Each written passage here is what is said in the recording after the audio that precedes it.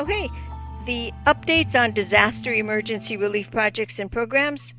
Kelvin Sawake has farm disaster survey results for the Kilauea East Rift Zone eruptions in 2018. And Mr. Kelvin Sawake, currently Interim Associate Dean and Associate Director for Extension, University of Hawaii at Manoa, CTAR, has been with CTAR's Cooperative Extension Service, serving as a county extension agent for 30 years in Hilo. He began his career in extension in 1985, serving the Department of Hawaiian Homes lessees in agriculture. In 1989, he started a new position providing educational programs for the cut flower industries in East Hawaii. He provided technical assistance to growers and shippers in all aspects, from propagation, horticultural production, pest management, post-harvest handling, and marketing. He advised statewide industry organizations, including HFNA and the Hawaii Tropical Flower Council, as well as several local industry organizations, where he provided leadership support in their efforts and also facilitated their goals and action plans. Between 2005 and 2007, he served as interim Hawaii County Administrator and Hawaii County Administrator with responsibilities for 3 extension offices, 8 experimental stations, and approximately 70 Big Island facility and staff. Currently, as the interim Director for Extension, he has statewide responsibility for all extension programs. He received both his BS and MS degrees in horticulture from UH Manoa CTAR. Kelvin.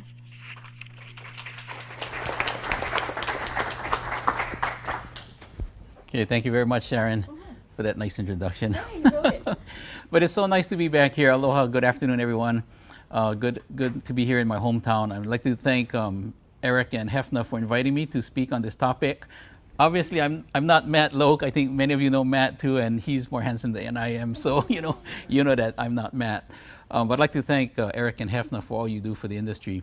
Also like to thank, on behalf of the college, HFNA, for the donation, the kind donation that you had provided this afternoon. We could really use the help there. And I'd also like to really thank all of you as growers. I think a lot of you as growers know that I've been out of my floriculture position as an agent for about 3 years, And so we finally, after that long wait, were able to get Dr. Robert Kading with us. So, as you folks had supported me in those past many years, please also support Robert in the efforts where he's going to be also working and supporting your industry. So please help him out. And through those 3 years, I wanted to also acknowledge Brian Bush, because I know Brian's been filling in for me for all the insect and disease problems that you folks have been having, and he's been really right on the ball as far as addressing those problems and getting answers to you very quickly. I know his turnaround rate is very good, it's excellent. And so, I want to thank you folks for your patience. I want to thank Brian Bush for all his efforts for the past 3 years in my absence. So I just wanted to make sure I said that before I start. So I think all of you in this room are familiar with what went on with the East Rift, Kilauea's East Rift Zone, and the lava flow that occurred from about May 3rd, I guess it was. And then within about a month period after that, within a 1 or 2 day period, there was a lot of inundation. There was a lot of damage due to the lava flow. This photograph here that Matt put together really illustrates in a lot of ways what actually happened. So you see all the VOG that's going on. So growers had first experienced some damage with VOG. I started getting some calls from people in the Leilani Estates or Pihikau area getting damage on VOG to their plants. You see the fire, of course, itself that burns crops, and the lava flow that covered some of the facilities and the farms. And also the fact that you look at this one house here and you can see it's surrounded by lava. So just inaccessibility to property, that's been also a huge problem for all of those people. So after the lava had flowed through the area, June 2nd, devastated a lot of farms. HFNA responded very quickly. So I know it was about mid-June that Eric and his group put together a workshop right in this facility here to talk about disaster relief efforts. And there were about 16 or 17, I think, groups and agencies on that program to describe the different kind of disaster assistance they could provide. Shortly after that, I was approached by Eric to ask if we could, the university could do a survey to also get some data on what's happening with the impacts of the lava flow. So what we did was we got a bunch of questions together. We worked with HFNA on it, worked with Matt Logue, who's our ag economist in CTAR, and we put together a survey. We sent out that survey using our extension agents out there to get the surveys out, and also HFNA distributed the forms out. And we were able to get responses from about 46 people that were affected. And so what you're going to see, I'm going to describe the results of 46 farms. And so based on this survey, right here, bottom line, what we saw, total farm losses were at about $27.9 million for the 46 farms that were affected and that had answered the survey. Okay, so this here slide shows a breakdown of the types of items that we're reporting on. The green is the crop losses at about 17 million. It's about 61% of the total losses by different farmers. The kind of this pinkish color is land, and that's about $4.2 million. Building structures in blue, 3.4 million. Inventory, that is supplies on the farms, they suffered about a $3 million loss, or about 11%. And then the smallest amount, $228,000 in equipment. So that's how it's broken down by item. Now, when you look at the industries that got lost, that had lost value, the floriculture and nursery industry was by far the largest at $13.3 million in their losses overall, for everything included: crops, lands, building structures, inventory, and equipment. Followed by papayas at about $6.5 million of losses. Then also followed after that by macadamia nuts, about $2.5 million loss. And others, which included other crops. There's ulu, noni, other kind of crops that are being grown out there at about $5.7 million loss. Then we looked at, so with this kind of dollar figure, that kind of dollar loss, how much in terms of acreage was lost? So looking at this, we found that 1,337 acres were affected by the disaster. And most of that acreage are lands that farmers owned. 52% are owned by the farmers, 46% were leased lands, and a very small amount, 2%, were rented lands. Okay, and then as we looked at looking ahead at farm planning, so some of the questions like, do you live on your own farm? Will the disaster area acreages be replanted? Will the disaster affected acreage be put to other use? If the farm is destroyed, are you willing to start over? If the farm is destroyed, are you willing to relocate? Do you have crop insurance? And do you have access to NAP insurance? So these are very important questions that we need to ask, because we wanted to look ahead. If we're going to plan the future for the industry, what are farmers willing to do? So from the respondents, we found that most of them are living off farm. Yeah, so so they were okay there, and most of the producers do not plan to replant or put the affected acreage into use. In other words, the area that was already damaged, they don't plan to put it back into use. But however, the majority of the producers with farms that were destroyed are willing to start over and to relocate. So if you look up there, willing to start over and willing to relocate, 87%. So a vast majority of farmers really want to get back into farming, but they want to farm someplace else, right? They don't want to be put back into that same lava zone and have that same risk of getting affected again. So that's an important one, I think, as we move ahead. And then a minority of the proportion of producers actually had crop insurance. So less than half had any kind of crop insurance. And then this shows just a breakdown of basically membership of these different farmers. So keep in mind that different farmers may be involved in more than one organization, right? So just keep that in mind. That's why if you add up the numbers, they won't add up to 46, right? But by far, most of the respondents that came in belong to HPIA, Hawaii Papaya Industry Association, Hawaii HFNA, and OGO. So from our floral industries, HFNA and OGO also made up the majority. And then followed by others, which were comprised of other members, HDFC included in that, I guess, Ulu Cooperative and Cacao Association, and then HENA, the MacNut Association, Farm Bureau, and Tropical Fruit Growers Association, and then Hawaii Farmers United, Union United. So these were just kind of a breakdown of the different organizations that they all belong to. And then in the basic needs category, as far as, so what do you need? You're now displaced. What do you need? So we asked questions of, do you have access to housing and accommodations?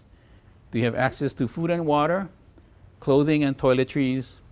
Have you contacted the American Red Cross for disaster assistance? What about pets? What about your animals? And do you need help to apply for public assistance? So in asking these questions, pretty much what we found was that the majority of the producers do have access to housing, food, water, clothing, and toiletries after the disaster. Most of the basic needs are pretty much met. This is a very small island community. A lot of people have family, have friends, relatives that are always willing to share. So people could find housing, accommodations, food and water, and things like that. So most of the farmers were okay in that respect. Very few, well, let's see, 20% contacted American Red Cross, and only 2% needed pet shelters. Farmers, you guys don't have animals, dogs? No, you folks do, I know. But that was 2%. And then, and this is important, this last one, as far as producers needing help to apply for public assistance. And the reason I say that is because HFNA, again, doing work for its members and this industry, has gotten a U.S. Department of Commerce grant. And that grant is to look at minorities in agriculture, right, and for disaster. So with that, part of that grant is to provide educational workshops for that purpose, to help in applications of loans, helping with business plans and things like that. Eric, do you want to say a few words? But the grant was written by Shaq. Yeah, okay. But the grant, okay, so Eric is making sure that I say that the Shaq wrote the grant on that. The grant was $484,000. Oh, I see. So that's the amount that, yeah, so that's what Shaq's getting. And then immediate needs, disaster unemployment assistance and health care requests were by far the largest that attracted most interest amongst the different categories of public assistance. Financial assistance, of course, is also needed. And then when it came down to food stamps, legal assistance, and other kind of assistance, it was much less there. Okay, so for future farming, basically, again, what was said is that most of the inundated farmers who lost their farms are willing to start over. They're willing to go outside and buy land or lease land outside of the affected area. And that's very important as we look forward. Because if nobody wanted to get back into farming, then we wouldn't be making efforts. But because of that, we are still in the game. We're still going to be looking to help this industry as much as we can. And as it says there, the respondents weren't willing to expand the size of the previous farms, but they want to relocate it elsewhere, and they want to continue farming. So those were, I think, very important key piece of information that the County of Hawaii, I've shared this with Diane Lay at the County of Hawaii, I've shared this with Department of Agriculture, the Chair Scott Enright, and our Dean of our college, and along with Eric and HFNA and some others, so that they can utilize this information as part of the disaster relief effort. Okay, so in conclusion, so again, just trying to hit the main points. So of the at least 46 farms were affected and displaced, 1,337 acres of arable land on the island of Hawaii. The total loss was $27.9 million. And remember now, that's for 46 people, so now farms. So if you look at how many farms were actually there that didn't respond, this number would be multiplied probably at least a few times, I would think. And then looking at the distribution of overall losses by category, it shows their crops by far, crops and land, took the biggest hit, followed by the other building structure, inventory, and equipment. And the floriculture and nursery industry experienced the biggest loss, $13.3 million, followed by papayas at $6.5 million. So that's pretty much what the survey covered, and these are the results of that survey. So, but before I end, I'd like to mention one extra thing on the side. So, Cooperative Extension Service this is a short commercial. So, Cooperative Extension Service is celebrating its 90th year in Hawaii. So, in November 1st, 1928, was when the Extension Service was institutionalized in the University of Hawaii and fell under CTAR. And 4-H, surprisingly, is celebrating their 100th celebration. So that was kind of funny, like how come 4-H started before Extension got established? But in fact did. So Dr. Fred Krause, who was one of our experimental station directors on Maui, actually began a boys swine club in Haiku, Maui. Started with about 30 or 31 boys 10 years before Extension got established in Hawaii. So he was ahead of the curve. But anyway, we're going to be celebrating this on November 7th at the Alamana Hotel from 11 to 2 o'clock. We're going to have a nice luncheon. And so we're inviting all of our stakeholders, and that's all of you folks and people in the community that we work with in all of our agricultural programs and our human resources community programs. So I did ask Judy and Ruth there to pass out the flyer. So I think all of you have it. So there's information there that if you want to register, please go ahead and do so. We'd like to see as many of you as possible. And Judy got some more if you need. So please, register if you can. We'd like for you to join us in this milestone celebration of 2 anniversaries in CTAR. You are our partners. We do, thank you for working very closely with us. And we always look forward to that great relationship that we've always had all these years. And so, going back to the survey, so just some acknowledgments. So I told Matt, you have to put your name on the slide. He kind of refused. Finally, the last minute, he said, okay, I'll put it up in front. I said, at least put yourself as acknowledgement. He said, well, I can't acknowledge myself, so he puts it up front. I said, great. So he's acknowledging the rest of us that helped out. And so I want to thank Eric and Judy, and also Weston Yap, who's with the Department of Ag. And Department of Ag was also doing a survey. So Department of Ag and CTAR, we looked at the survey results. We made sure that everything looks okay, and this is the report that is out there. So it's made available now. It is with Eric. It's with my office in case anybody's interested. So with that, that's about all I had. So any questions? Joe. So we got all this information. What's next? So what's next is what's been going on, I think, already is that the County of Hawaii has been asking for assistance. And so going through the state of Hawaii to the governor's office and then to the federal to try and look at federal assistance. Now, one of the things I think that your industry could do is to look at this information and possibly look at the different avenues and options that you folks have for yourself as far as what do you folks need out there. If you folks are needing land, it's perhaps looking at identifying that as a need. And if so, what kind of land would be suitable for your production. For example, the papaya industry has already looked at that question, and their answer is Shipman, Cal, is what they're looking at to possibly have lease lands out there for the papaya growers. The other thing is you look at, like what the papaya industry is doing is looking at seed production because they need more papaya seeds.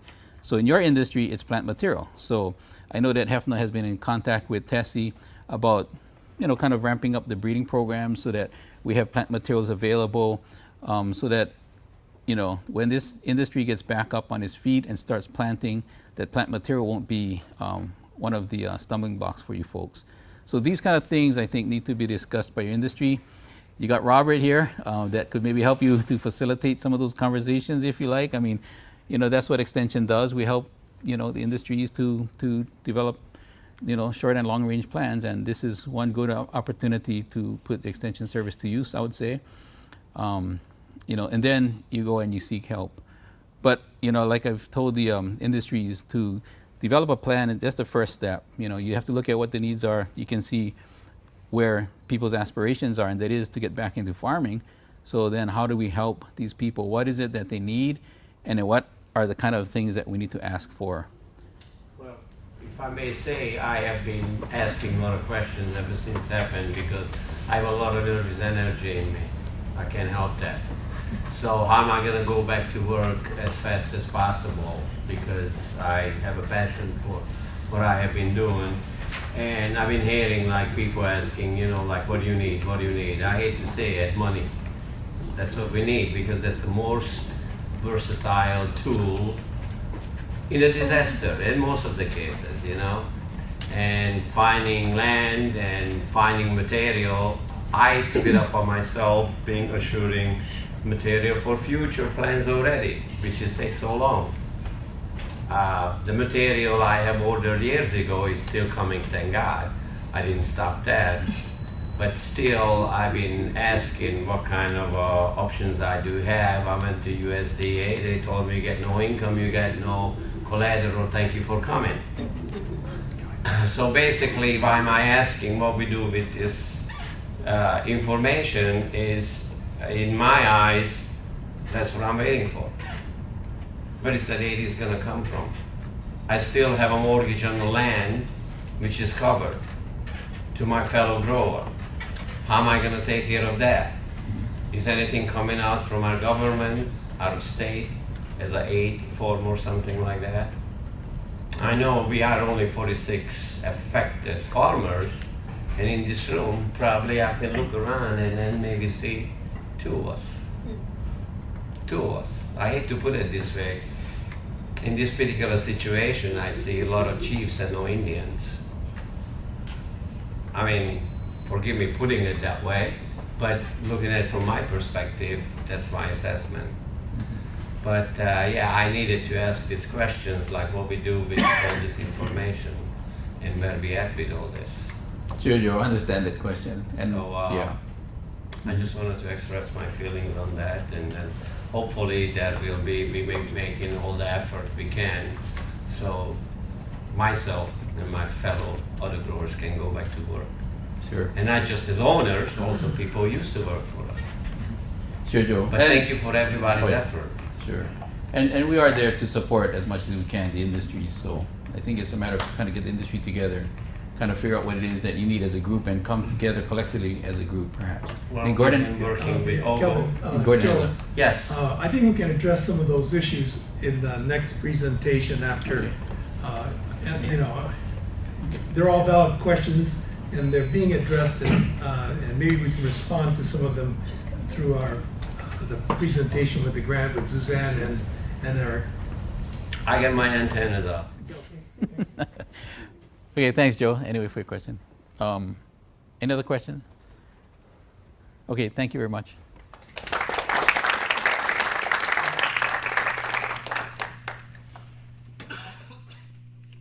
Thank you, Kelvin. Still part of the disaster recovery update, we'll be hearing from Gordon Inoue, who is one of the prominent members of the floriculture industry. Gordon Inoue is a Big Island farmer, businessman, and entrepreneur, born and raised in Hilo, Hawaii. Gordon graduated from Hilo High School, where he earned letters in football during all 3 years. He is also a graduate of the U.S. Merchant Marine Academy at Kings Point, New York, where he distinguished himself as an athlete, student, and leader at the academy. Gordon graduated in 1965, earning a Bachelor of Science degree in engineering, as well as his third assistant's license. He earned an MBA from St. Mary's College in Moraga, California, while working full-time and raising a family. Gordon is a member of the Hawaii Floriculture and Nursery Association Marketing Committee and is a board member and treasurer of Synergistic Hawaii Agricultural Council, SHAC.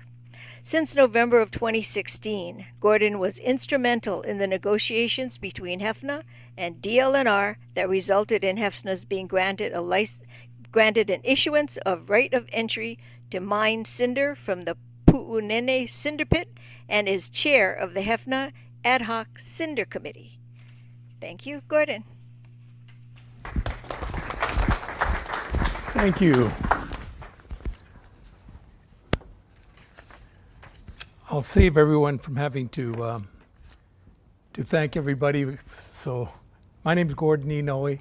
I was born and raised here and grew up here, and our family's been in agriculture since the mid-50s, I guess, and we still are at it. My brother Vern and I are owners of Flora Resources, and my other brother Grayson is the owner of Pacific Floral Exchange. Effective October 1st, we merged our marketing activities such under the Pacific Floral Exchange banner, and we're still a producer of anthurium at Flora Resources. Well, in early May, the eruption of the lower East Rift Zone essentially cut off all normal sources of cinder.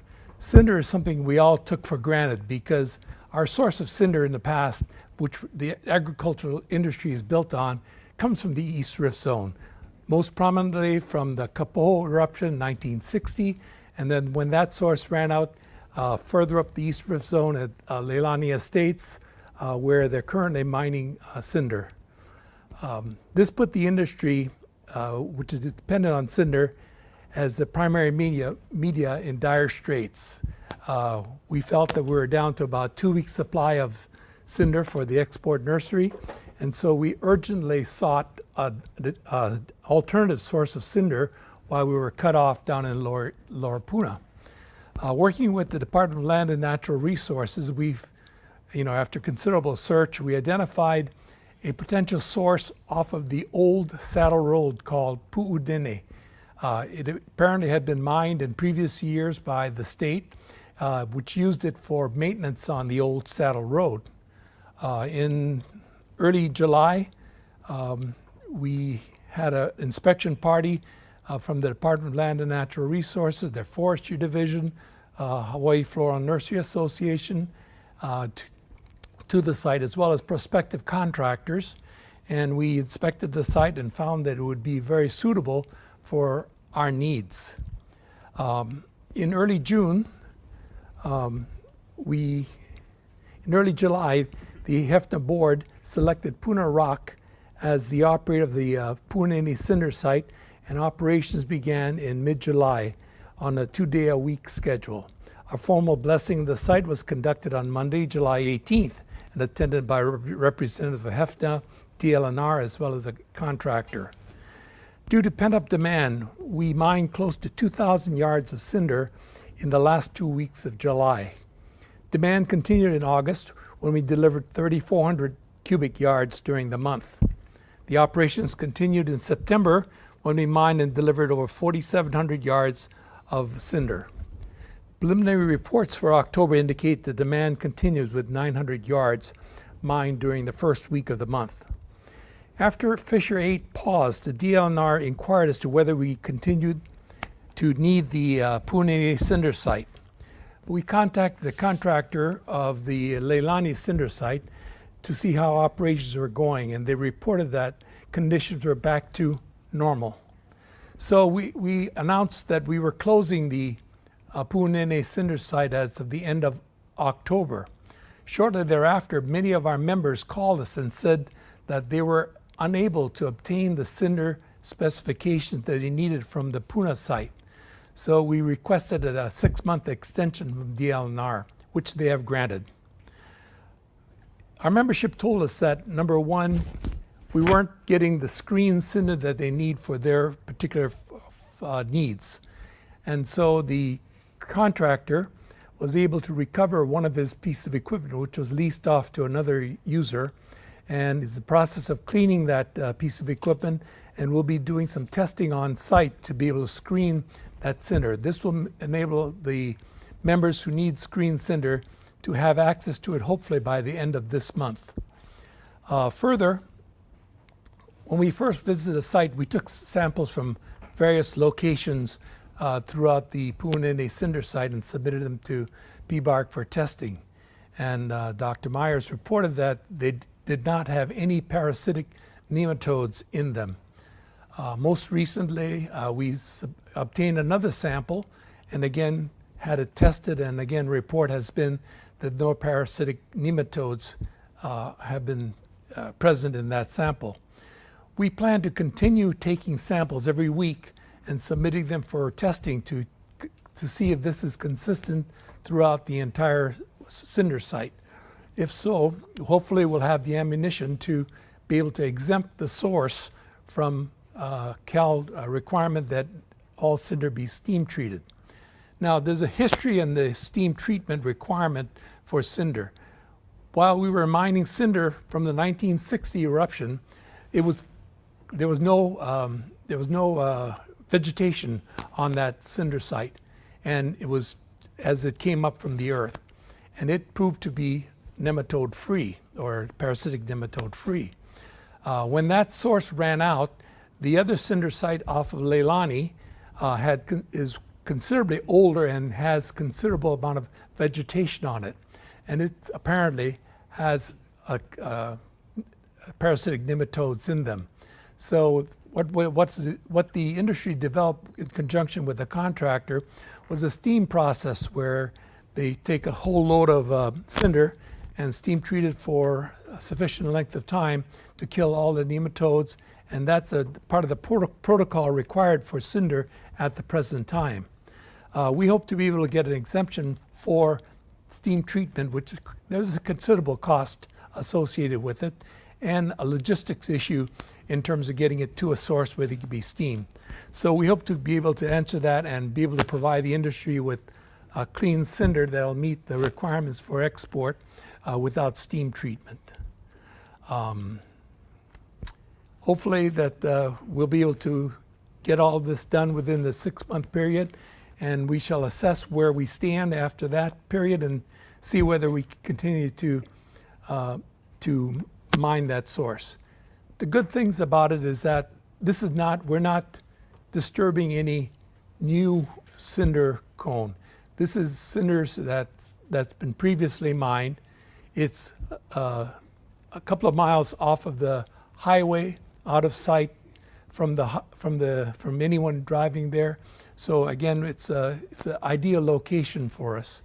And we were working closely with the Forestry Division of the Department of Land and Natural Resources to ensure that we're doing a good job of husbanding the source and not creating any problems for the department or for our industry.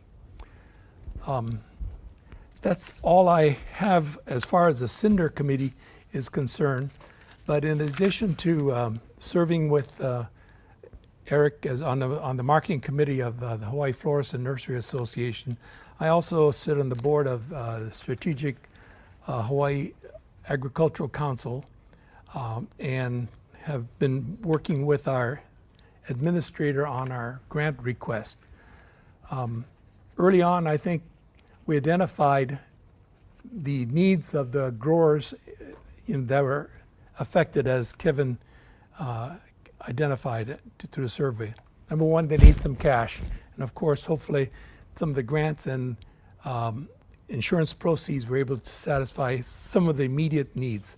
Secondly, we needed land. And number three, we needed infrastructure to be able to allow these farmers to get back on the land. SHAC has been working, again, to find funds, and of course, this grant funding serves part of those needs, but not nearly as enough. What we have done is been working with Shipman, have identified land that the papaya industry will be addressing. We've also identified 50 acres for a prospective orchid park along the old Railroad Avenue.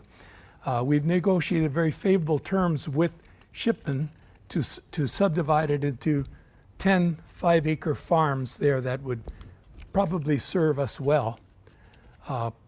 One of the things that we want to do with part of the grant funds is to help get it moving in the right direction. We do not have funding to build an infrastructure or any of the improvements that we feel are necessary to make the project viable. And we'll be going to the state with that request in the near future. But answering Joe's requests, we haven't been able to communicate with everyone. We formed a small committee of interested growers and people with some expertise in this area, and are hoping to be able to put together. Our vision is to be able to have each farm with at least an acre of greenhouse on it with water and electricity, such that they can get into it and immediately start growing. We want to do it on a cooperative basis, and from the state with loans that facilitate repayment terms after about 5 years when cash flow starts responding. And those are the kinds of terms that we have negotiated with Shipman at the present time. So again, answering your question, we understand, unfortunately, we don't have anything concrete that we can deliver to the farmers at the present time, but we have been working on it. So what you have just shared now, where is that funds coming from to create what you just told me? We don't have those funds secured yet. What part of what I think Suzanne will talk a little bit about what the grant that we have received will do, and part of it is for planning and putting together the program necessary to get to where we want to go. You mean we hope the to, we hope to 495 will be spent on to find out what needs to be done? hopefully yes, but of course bear in mind that the part of it will be a marketing plan which requires the infrastructure necessary to get where we want to go. The money will not be spent on infrastructure improvement.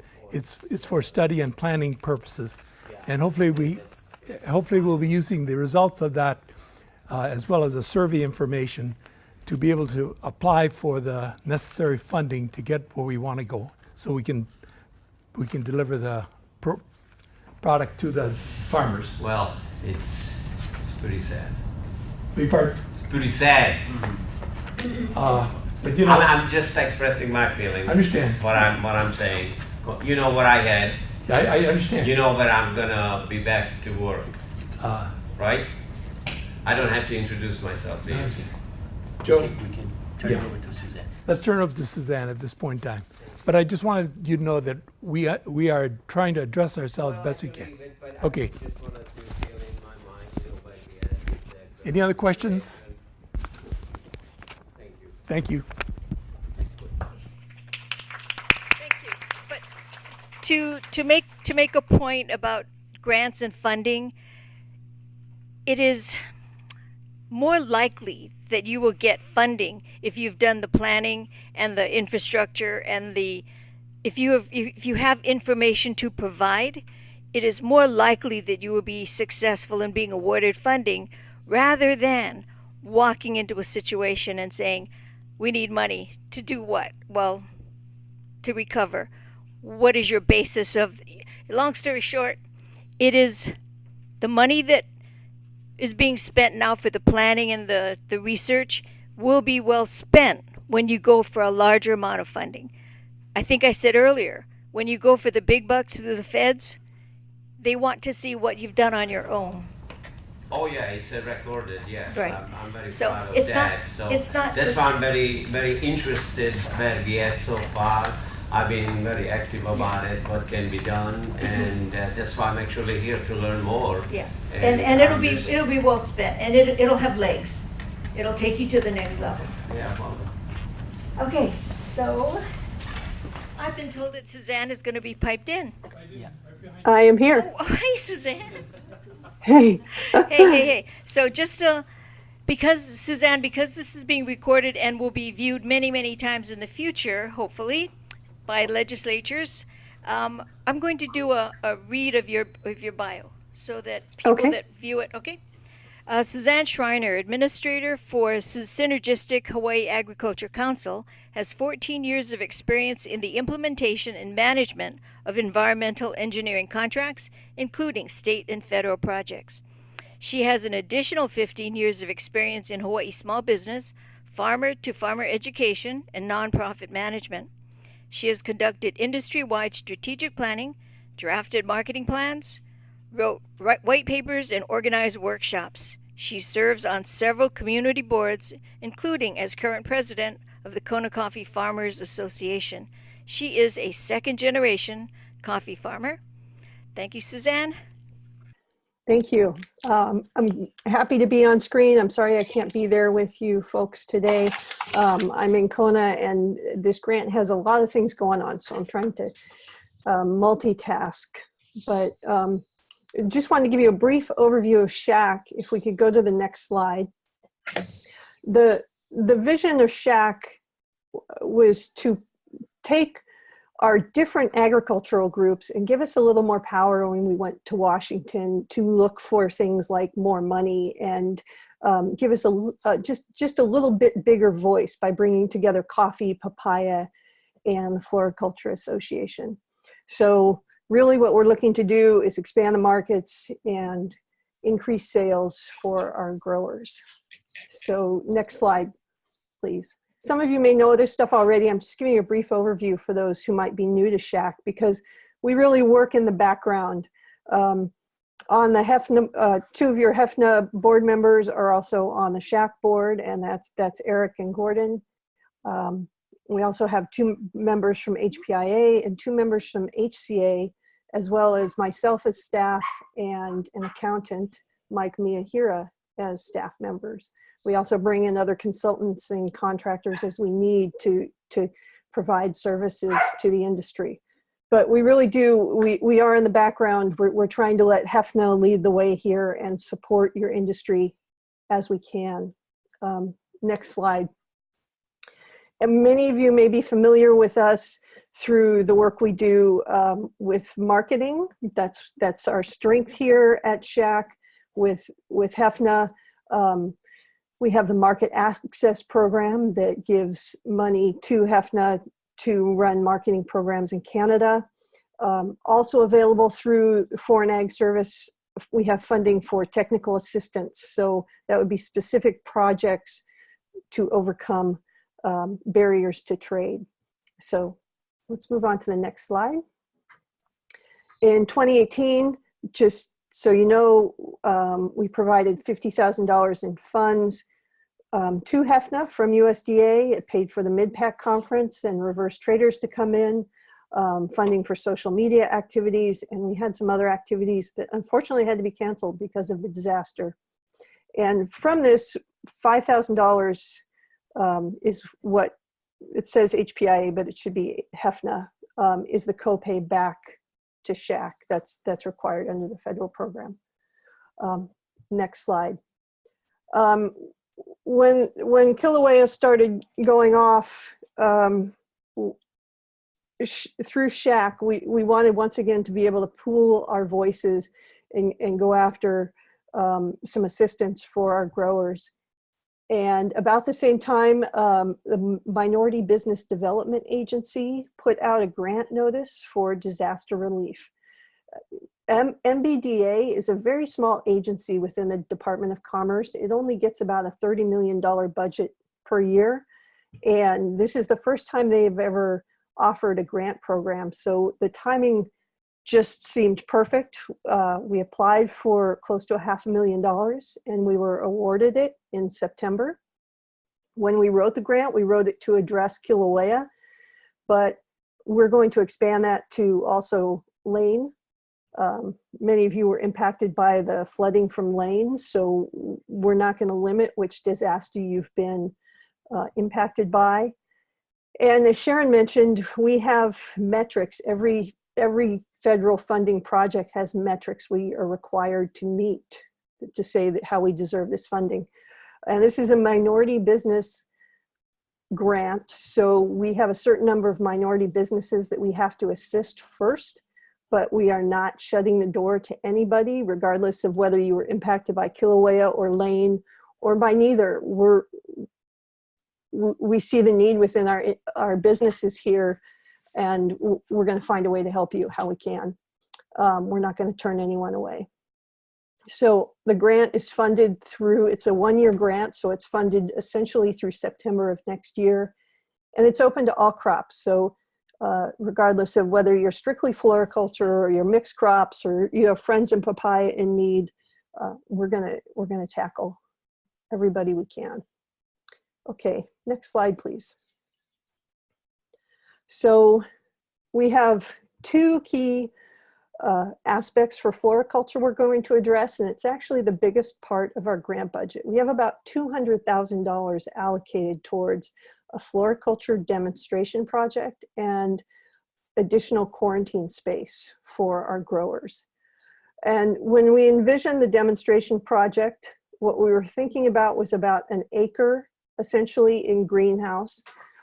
We're going to use this to bring in about 25,000 plant starts, and we're going to allow growers to join our training program and nursery these plant starts along and go through training and business planning and insurance outreach all sorts of activities, and hopefully at the end of the demonstration project, you'll be able to take these plants.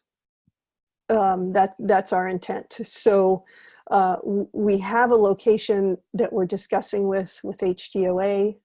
If that location falls through, we're going to look at other locations around the community, whether it's Waiakea or somewhere else, to try and place this nursery. Within this nursery, or possibly also over by the airport, we're going to allocate funds to expand the quarantine within that. So there's more space for growers to bring in plant starts from Taiwan or wherever they're coming from, Thailand. And we're hoping to work with HDOA to identify whether that will be in the demo project or somewhere else. We also have money allocated towards business development services. These are where we're going to work one-on-one with the farmers, help you write a business plan if you need a business plan for a loan. We're going to try and connect you with capital. So we're speaking with all the players who have money, whether that's an HDOA ag loan, whether that's a Kohala Center microloan, or lending agencies, FSA. And we're going to try and connect you with the people who can actually provide you funds. Unfortunately, most of it will be loans, we know already, but that's the way it works. We're also going to work for any other business development you might need, insurance or whatnot. And we're going to also do some strategic planning for the industry as a whole, floriculture as a whole, and also for individuals as part of the business planning. So we're just getting this grant off the ground right now. We just found out about 2 weeks ago that we got it. So there's a lot still we're trying to flesh out. But you'll be hearing about more very soon through our HFNA outreach. And also we'll have outreach through the extension departments, and every way we can, we're going to try and reach into the community and get it out there once we have a formal start date for our projects. So next slide. I should have put my email up here so you could reach out to me if you have direct questions, but you can always reach out through Gordon or Eric. We're going to be trying to talk to a lot of you in the room as we move forward with this, and you'll hear more specifics. But can I answer any questions about the grant? It's Susanna, do you have approximate size of the quarantine building or structure in mind at this time? We don't.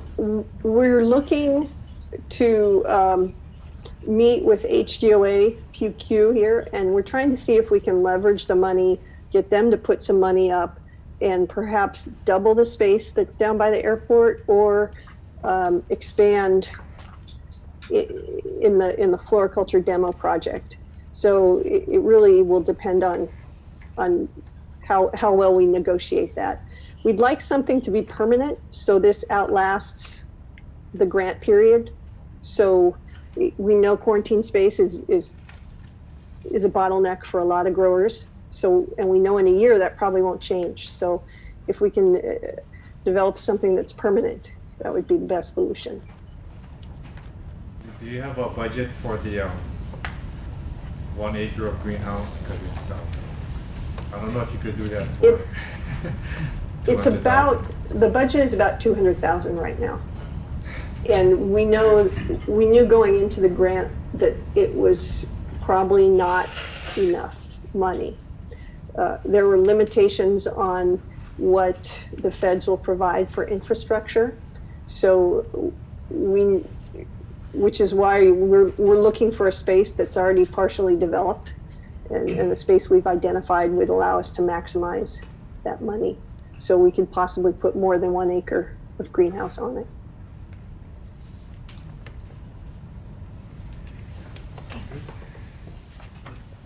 I think there are no further questions, Suzanne. Okay, Thanks. thank you.